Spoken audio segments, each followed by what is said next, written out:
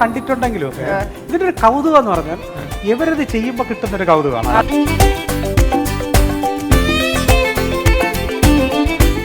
നരിവാളം വിളിയിൽ കണ്ണറിയുന്നോളെ ആ മരത്തിൻ പൂന്തണലിൽ വാടി നിൽക്കുന്നോളെ. ഇപ്പൊ ബീഫ് നമുക്ക് ചെറിയ ഉള്ളിയിട്ട് വെച്ച കറിയാക്കാം. സ്വർണ്ണമാനുകളും പാടും കിളികളില്ലാതെ